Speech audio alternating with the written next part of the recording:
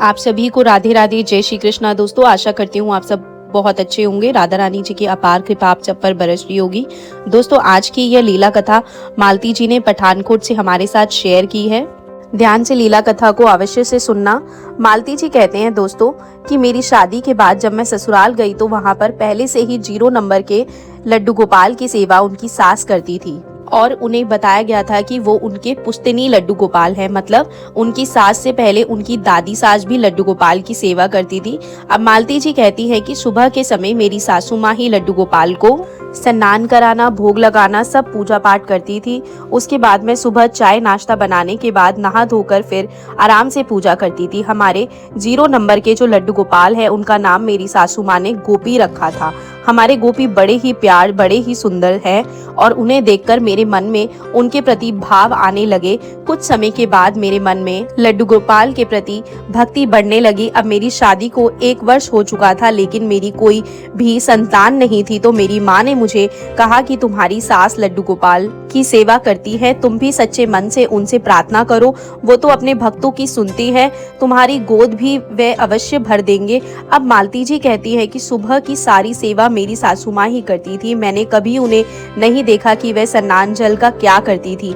एक छोटी सी प्लेट में वह लड्डू गोपाल को स्नान कराती थी। उसके बाद मैंने कभी ध्यान नहीं दिया कि उस जल के साथ वह क्या करती थी, उसे विसर्जित करती थी या खुद प्रसाद के रूप में लेती थी। इस बारे में कोई भी जानकारी मालती जी को नहीं थी। अब दोस्तों, मालती जी कहती है कि मैं तो हर रोज बस उनकी सेवा करने के बाद जब मेरा चाय नाश्ता हो जाता था सबके लिए बना देती थी। मैं अपने हस्बैंड के लिए, अपने ससुर जी के लिए, उनके बाद थोड़ा काम करने के बाद मैं नहा धोकर फिर पूजा करती थी, लड्डू गोपाल की आरती करती थी, उन्हें मिश्री का भोग लगाती थी और फिर स्वयं अपना चाय नाश्ता करके घर के कामों में लग जाती थी। अब मालती जी कहती है कि सब कुछ इसी तरह से चल रहा था। एक दिन लड्डू गोपाल की पोशाक लेने के लिए मेरी सासू माँ ने मुझे भेज दिया। जब मैं वहाँ गई शॉप पर और लड्डू गोपाल की पोशाक देखने लगी तो मैंने वहाँ पर बड़े लड्डू गोपाल को देखा, जिन्हें देखकर मेरा मन हुआ कि हमारे पास तो छोटे से लड्डू गोपाल है, क्यों ना बड़ा विग्रह लिया जाए। घर जाकर मालती जी कहती है मैंने इस बारे में अपनी सासू माँ को बताया कि माँ जी, हम इस बार जन्माष्टमी पर क्या लड्डू गोपाल जी का बड़ा विग्रह ला सकते हैं। बड़े ही सुंदर लड्डू गोपाल थे जो मैंने देखे और मेरे मन में उनकी छवि बस गई है। मेरा भी मन कर रहा है कि लड्डू गोपाल को लेकर आए और हमारे पास 2 लड्डू गोपाल हो जाएंगे। इस पर मालती जी कहती है कि उनकी सास ने मना कर दिया। कहने लगी, बहू, हमारे घर में वर्षों से गोपी की सेवा होती आ रही है और तुम बड़े लड्डू गोपाल लेकर आओगी तो मेरे गोपी के लिए तुम्हारे मन में प्यार और दुलार कम हो जाएगा। तुम्हारा ज्यादा ध्यान जो है वो बड़े लड्डू गोपाल की ओर आकर्षित होगा, जो अच्छा नहीं है। तुम गोपी की ही सेवा करो। अब मालती जी कहती है ऐसा नहीं होता कि हमारे पास छोटे लड्डू गोपाल है फिर हम बड़े लड्डू गोपाल ले आए तो छोटे वाले के लिए हमारा प्रेम कम हो जाता है। ऐसा कदापि नहीं होता, क्योंकि सभी लड्डू गोपाल हमारे लिए हमारे आराध्य है। घर में 2 बच्चे होते हैं तो क्या उनसे प्रेम कम हो जाता है? ऐसा बिल्कुल नहीं होता, मालती जी कहती हैं। लेकिन फिर भी उन्होंने मना कर दिया था तो मैं लड्डू गोपाल नहीं ला पाई। समय बीतता गया, मेरी शादी को 3 साल हो गए, अभी भी मुझे संतान सुख की प्राप्ति नहीं हुई थी। उसी दौरान मालती जी की जो सास है वह एक्सपायर हो जाती है। वह कहती है कि अचानक से वह बीमार होती है और बीमारी में इतनी कमजोर हो जाती है कि कुछ समय के बाद वह हमें छोड़कर चली जाती है। 55 साल की आयु में मालती जी की सास का देहांत हो गया और यह बड़ी ही दुखद घटना थी। उसके बाद मालती जी कहती है मैंने गोपी की सेवा करना शुरू किया। अब मुझे यह तो पता था कि गोपी को उनकी सासू माँ जो थी वह स्नान कराती थी, उसके बाद भोग लगाती थी, तो वह सब भी मालती जी कहती है मैंने शुरू कर दिया। मैंने लड्डू गोपाल को स्नान कराया, फिर भोग लगाया, फिर पूजा पाठ किया, लेकिन मुझे जल के बारे में कोई जानकारी नहीं थी। मैं उस जल को ऐसे ही जहाँ पर मैं बर्तन साफ करती हूँ उस सिंक में गिरा देती थी और जिस प्लेट में लड्डू गोपाल को स्नान कराती थी वो प्लेट धोकर रख देती थी। ऐसा करते करते मुझे काफी दिन हो गए। फिर जन्माष्टमी का त्योहार आया। जन्माष्टमी पर मैंने जैसे पहले सोचा था मैं उसी शॉप पर अपने गोपी के लिए जो है शॉपिंग करने गई। मालती जी कहती है कि वही लड्डू गोपाल जो मैंने कुछ महीनों पहले देखे थे वही लड्डू गोपाल मुझे वहां पर फिर से बैठे हुए दिखाई दिए। अभी तक उन्हें किसी ने नहीं खरीदा था। जैसे ही मैंने उन्हें देखा तो मेरे मन में भाव आया कि शायद लड्डू गोपाल मेरा ही इंतज़ार कर रहे हैं, शायद मुझसे सेवा लेना चाहते हैं, वरना इतनी बड़ी शॉप है, अब तक तो कोई ना कोई इनकी नौछावर देखकर इन्हें ले जाता। अब जब ऐसा भाव मालती जी के मन में आया, वह कहती हैं, मैंने दुकान वाले भैया से उनकी नौछावर पूछकर लड्डू गोपाल को घर ले आई।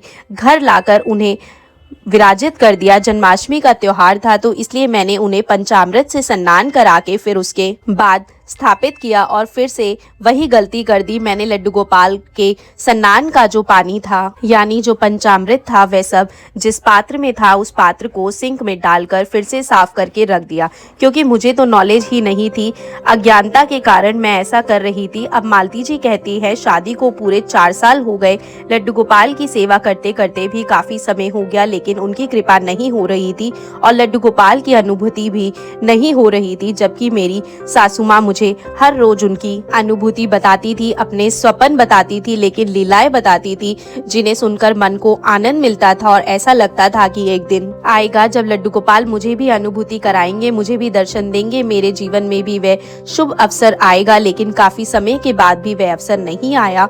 तो मालती जी कहती है, मन में चिंतन सा होने लगा, मुझे आशंका होने लगी, कहीं माँ जी सही तो नहीं कहती थी कि मैं दूसरे लड्डू गोपाल ले आई, इस वजह से जो है गोपी नाराज हो गए हो, इस वजह से अनुभूति नहीं कराते हो। दूसरी और मन में एक इच्छा भी थी कि एक संतान हो जाए, मेरा भी घर परिवार बस जाए।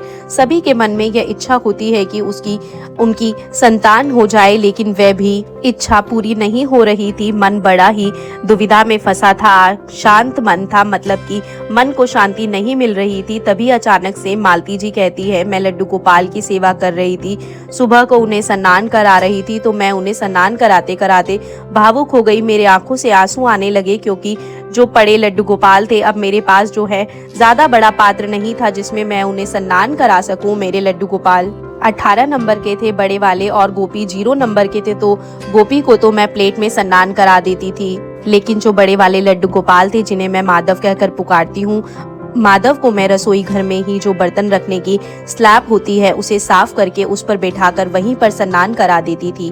जो जल था उनका वह बर्तन धोने वाली सिंक में चला जाता था, वह वहां उन्हें अच्छे से स्नान कराकर टावल से पहुंचकर कपड़े पहनाकर मंदिर में बैठा देती थी। और मुझे यह बड़ा आसान तरीका लगता था, ना किसी पात्र में झंझट, ना ही किसी प्रकार की परेशानी। तो मालती जी कहती है, मैं स्नान कराते कराते भावुक हो गई और लड्डू गोपाल से प्रार्थना करने लगी कि हे ठाकुर जी, मेरे जीवन में कब सुख के दिन आएंगे, कब आपकी अनुभूति होगी, कब आप मुझे दर्शन देंगे। सासू माँ इतने दिन से आपकी सेवा कर रही थी, आप उन्हें दर्शन देते थे, अनुभूति कराते थे, और जिस प्रकार वह सेवा करती थी उसी प्रकार से मैं आपकी सेवा कर रही हूँ। अगर मेरी सेवा में कोई भूल चूक हो गई है उसे माफ करना, लेकिन मेरा मार्गदर्शन अवश्य करना, क्योंकि अब मेरे सर से मेरी सास का साया उठ चुका है, तो मुझे सही और गलत की शिक्षा देने वाला कोई नहीं है। अब तो आप ही मेरे ठाकुर जी हो, आप ही मेरे आराध्य हो, आप ही मेरे पुत्र हो। मैं सब रूपों में आपको पूजती हूँ, तो आप मेरा मार्गदर्शन कीजिए, आप ही मुझे शिक्षा दोगे, गुरु बनकर मेरा मार्गदर्शन करोगे, लेकिन कोई तो अनुभूति कराइए, थोड़ा सा तो उपकार कीजिए। या मैं इतनी पापी हूँ कि मुझे आपका दर्शन नहीं होता? क्या मैंने अपने जीवन में इतने पाप किए हैं कि आप मुझे अनुभूति नहीं कराते? क्या मैं इस लायक नहीं हूँ कि आपकी सेवा कर सकूं?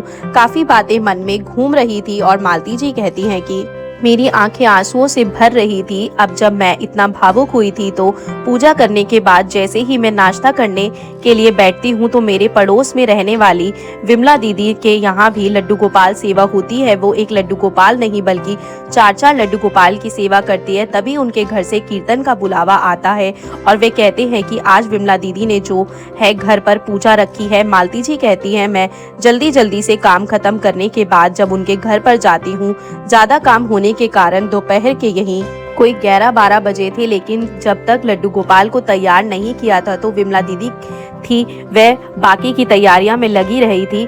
अब उन्होंने झटपट से मुझसे कहा कि तुम मेरी थोड़ी सहायता कर दो, मुझे लड्डू गोपाल को स्नान करके उनका श्रृंगार भी करना है। मुझे काफी देर हो गई है, तो जल्दी जल्दी से उन्होंने लड्डू गोपाल के स्नान का सारा सामान रखा। उसके बावजूद सभी लड्डू गोपाल को उन्होंने गोपी चंदन के द्वारा स्नान कराया और जो स्नान जल था वह एक पात्र में इकट्ठा कर लिया। मैं सब कुछ बड़े ध्यान से देख रही थी, क्योंकि मुझे भी जानना था कि मुझे क्या भूल हो रही है, क्या चूक हो रही है मुझसे। अब उसके बाद मालती जी कहती हैं कि विमला दीदी ने फिर सभी लड्डू गोपाल को सिंपल जल में तुलसी पत्ता डालकर साफ पानी से स्नान कराया और उस जल को भी दूसरे पात्र में इकट्ठा कर लिया। जब सभी लड्डू गोपाल का श्रृंगार हो चुका था, बड़े मनमोहक, बड़े ही सुंदर, बड़े ही प्यारे लग रहे थे चारों लड्डू गोपाल। उनका श्रृंगार करने के बाद अब मैंने क्या देखा, विमला दीदी जो थी वो जो गोपी चंदन वाला जल था उसे लेकर अपने पौधों में डाल रही थी, और जो साफ जल था उसमें से उन्होंने सभी अपने घर के बच्चों को, बूढ़ों को थोड़ा थोड़ा बर्तन में डालकर प्रसाद के रूप में दे दिया और स्वयं भी अपने लिए प्रसाद रख लिया कि जब कीर्तन खत्म हो जाएगा, पूजा पाठ खत्म हो जाएगा, तभी मेरा उपवास है, उसके बाद मैं यह चरणामृत प्रसाद के रूप में ग्रहण कर लूंगी। थोड़ा सा चरणामृत उन्होंने मुझे भी दिया। अब मैं बड़े ध्यान से देख रही थी, मैंने मन में यही सवाल आ रहा था कि मैं तो इस तरह से नहीं करती, मैं तो जो है लड्डू गोपाल के स्नान का सारा जल ऐसे ही नाली में बहा देती हूँ। क्या मुझसे यह पाप हो रहा था, क्या मुझसे यह अनर्थ हो रहा था? तभी मन में काफी क्वेश्चन थे। तो मैंने मालती जी कहती हैं कि विमला दीदी से पूछा कि मुझे एक बात बताइए, आपने जो यह जल है, गोपी चंदन का जल है, वह गमलों में सलाया और जो साफ जल था वो बच्चों को पीने के लिए दे दिया, इसके पीछे का मैं रहस्य जानना चाहती हूँ, वजह जानना चाहती हूँ। तब उन्होंने मुझे समझाया कि यह चरणामृत होता है और यह किसी औषधि से कम नहीं होता और यह ठाकुर जी का आशीर्वाद होता है। कभी भी चरणामृत को नाली में नहीं बहाना चाहिए, इससे जो हम सेवा कर रहे हैं वह सेवा का फल नष्ट होता है, ठाकुर जी के चरणामृत का अपमान होता है, इस तरह से नहीं करना चाहिए। अगर गोपी चंदन से स्नान कराती हो तो वह जल जो है पीने योग्य नहीं रह जाता, क्योंकि उसमें गोपी चंदन में मिलावट आती है। बिल्कुल शुद्ध गोपी चंदन हो तो हमें नहीं मिलेगा, पता नहीं क्या क्या मिलाते हैं। इसलिए उस जल को तुम अच्छे से गमलों में डाल दो और जो फिर साफ जल में स्नान कराती हो उसे प्रसाद के रूप में बच्चों को अपने आप फैमिली में बांट दो। अगर जल है तो उसे भी तुम अपने गमलों में, पौधों में विसर्जित कर सकती हो। अब मालती जी कहती है, मुझे बड़ा ज्ञान ठाकुर जी की कृपा से मेरे हाथ लगा था, मैंने सोचा यही भूल मैं कर रही हूँ, इसीलिए मेरी सेवा नहीं फल रही, इसलिए ठाकुर जी जो है वो प्रश्न नहीं है, अनुभूति नहीं कराते। शायद सासू माँ जी भी जो छोटी सी प्लेट में लड्डू गोपाल को स्नान कराती थी वो तो 0 नंबर की थी, जरा सा जल लगता था तो वे स्वयं उस जल को ग्रहण कर लेती होंगी, इसीलिए मुझे आज तक पता नहीं चला और मैंने ज्यादा ध्यान भी नहीं दिया, तो हो सकता है वे भी गमलों में विसर्जित करती हूँ। अब मालती जी कहती हैं, उस दिन के बाद जब ठाकुर जी ने मेरा स्वयं मार्गदर्शन किया, और यह किसी आश्चर्य से कम नहीं है कि ठाकुर जी सचमुच मार्गदर्शन करते हैं। मालती जी की लीला कथा से आपको यह पता चल गया होगा कि दोस्तों की ठाकुर जी जरूर मार्गदर्शन करते हैं अपने भक्तों के जरिए या किसी लीला कथा के जरिए या फिर अपनी अनुभूति कराकर, तब उसके बाद कोई संकेत देते हैं। अगर हम संकेत भी नहीं समझ पाते तो ठाकुर जी दूसरा रास्ता अपनाते हैं, लेकिन अपने भक्तों को जो है मार्गदर्शन अवश्य से करते हैं। अब मालती जी कहती है, मैंने भी इसी प्रकार से सेवा करना शुरू कर दिया। मेरे घर में ज्यादा पौधे नहीं थे, मेरे घर में बस एक तुलसी का पौधा था, मनी प्लांट का पौधा था और दूसरा एक छोटे से फूलों वाला पौधा था, बस ऐसे पास थोड़े ही पौधे थे मेरे पास। अब मैंने लड्डू गोपाल के साथ इसी तरह से किया, उन्हें जब मैं गोपी चंदन से स्नान कराती या किसी भी चीज से उन्हें चमका, वो जल मैं अपनी तुलसी में डाल देती अपने गमलों में, और जो साफ होता था उसे प्रसाद के रूप में स्वयं ग्रहण कर लेगी। और अब सब कुछ समय के बाद जब मैं मेरी बालकनी में तुलसी, अब मालती जी कहती हैं कि मैं मेरे पौधे थे वह बालकनी में रखे थे, वहां से विमला दीदी का घर भी दिखता था, वह भी अपनी बालकनी में जब आती थी तो मुझसे कभी कुछ ना कुछ बातें करती थी, हम लड्डू गोपाल के अनुभव शेयर करते थे। तो मालती जी कहती हैं कि रविवार के दिन भी मैं लड्डू गोपाल जी का चरणामृत तुलसी में विसर्जित कर रही थी, अचानक से विमला दीदी बालकनी में आ गई और मुझे तुलसी में डालने से उन्होंने जल को रोक दिया और कहा, आज तुलसी माता में जल नहीं देते। तभी मैंने उन्हें बताया कि मैं तो लड्डू गोपाल जी का जल विसर्जित कर रही हूँ, उन्हें स्नान कराया था, यह उनका चरणामृत है, तो तभी उन्होंने बताया कि तुलसी माता में भी उनके स्नान का जल विसर्जित मत करो, तुलसी में साफ और शुद्ध जल देना चाहिए। लेकिन रविवार के दिन, मंगलवार के दिन और एकादशी के दिन तुलसी भी भगवान विष्णु के लिए रखती हैं, तो उस दिन उन्हें जल नहीं देना चाहिए। यह मेरे ठाकुर जी ने, मेरे लड्डू गोपाल ने मेरा दूसरा मार्गदर्शन किया था। मालती जी कहती हैं कि मैंने नियमों के अनुसार ठाकुर जी की सेवा करना शुरू किया। मालती जी कहती हैं कि चंद्रामृत का चमत्कार मुझे देखने को मिला। जो भक्त कहते हैं ऐसा कुछ नहीं होता, वह सब कहीं सुनी बातें होती है। यह नियम सब लोग खुद बनाते हैं, तो उन्हें बता दूं मैं। मालती जी कहती है मेरे जीवन में इतना बड़ा चमत्कार हुआ जिसे मैं शब्दों में बयान नहीं कर सकती। जिस चीज के लिए मैं सालों से इंतजार कर रही थी, मुझे ठाकुर जी का आशीर्वाद प्राप्त हुआ। मेरे ठाकुर जी सपन में दिखाई देने लगे, मुझे लड्डू गोपाल की अनुभूतियां होने लगी। अब मुझे भी विश्वास हो गया था कि यह छोटी छोटी गलतियां हैं जो हमारे लड्डू गोपाल से दूर रखती हैं, हमें उनकी अनुभूति नहीं होने देती, हमें उनके दर्शन नहीं होने देती। मालती जी कहती हैं कि लड्डू गोपाल का स्वरूप इतना प्यारा है, जिस दिन उन्हें आप सचमुच स्वप्न में देखोगे या उनके अनुभूति होगी तो आप अपने आप को रोक नहीं पाओगे। लड्डू गोपाल के प्रति आपके मन में और अधिक श्रद्धा, विश्वास और प्रेम बढ़ जाता है। मालती जी कहते हैं मेरे साथ लीलाएं भी करते हैं, गोपी भी लीला करते हैं और माधव भी लीला करते हैं, और जब वो मेरे साथ लीलाएं करते हैं तो मेरा मन जो है वो इतना आनंदित हो जाता है, मुझे ऐसा लगता है जैसे संसार का सारा सुख मुझे मिल गया हो। मेरे ठाकुर जी पूर्ण रूप से जागृत हो गए। तो ये छोटी छोटी गलतियां होती है जो हम जानबूझकर नहीं करते, जाने अनजाने में होती है। इन्हीं के कारण हमारे ठाकुर जी जागृत नहीं हो पाते। अगर जागृत होते हैं तो वे अनुभूति नहीं कराते, लेकिन वे मार्गदर्शन अवश्य करते हैं। और उसके बाद जब हम अपनी गलतियों में सुधार करते हैं तो उनका चमत्कार आप लोगों को स्वयं ही देखने को मिल जाएगा। लोग कहते हैं कि नियम मत बनाओ, कुछ लोग कहते हैं कि ये सब कहने की बातें होती हैं। ठाकुर जी के लिए मन में भाव होने चाहिए, वही सबसे बड़ी पूजा है। तो यह बात सत्य है कि भाव के बिना तो पूजा अधूरी है। भाव होंगे तभी हम पूजा में मन लगा पाएंगे। दूसरी ओर यह बात भी जरूरी है कि दोस्तों पूजा में कुछ नियम अवश्य होने चाहिए, तभी हमें उनका फल प्राप्त होता है। नहीं तो आप देखते होंगे अगर हम बिना नियम के, बिना कुछ जाने अनजाने में गलतियां करते रहेंगे तो हमारे घर में सुख शांति नहीं होगी, क्योंकि लड्डू गोपाल जागृत ही नहीं होंगे। और जब वे जागृत नहीं होंगे तो हमें उनकी सेवा का फल प्राप्त नहीं होगा। उनकी सेवा का फल प्राप्त नहीं होगा तो फिर हमारे जीवन में खुशियां किस प्रकार से आएंगी है। तो वे ठाकुर जी हैं, सृष्टि के रचयिता है, और ये सब नियम शास्त्रों में लिखे हैं। जिन गुरुओं ने, जिन संतों ने नियम बनाए हैं, कुछ सोच समझकर या फिर किसी कारण से ही बनाए होंगे दोस्तों। ऐसा तो नहीं है कि उन्होंने अपने आप से ये नियम बना दिया। दोस्तों कुछ नियमों का पालन करना भी आवश्यक होता है। बुरा भला बोलने से कुछ नहीं होता। छोटे छोटे से नियम है जो हम आसानी से निभा सकते हैं। अगर उन्हें निभाने से हमारे लड्डू गोपाल प्रसन्न हो सकते हैं, अगर हमारे लड्डू गोपाल जागृत हो सकते हैं, अगर वो निभाने से हमें लड्डू गोपाल अपनी अनुभूति करा सकते हैं, तो इसमें हर्ज क्या है। तो क्या हम अपने लड्डू गोपाल के लिए थोड़ी सी शुद्धता, थोड़ी सी सावधानी नहीं बरत सकते? क्या हम अपने लड्डू गोपाल के चंद्रामृत को प्रसाद के रूप में ग्रहण नहीं कर सकते?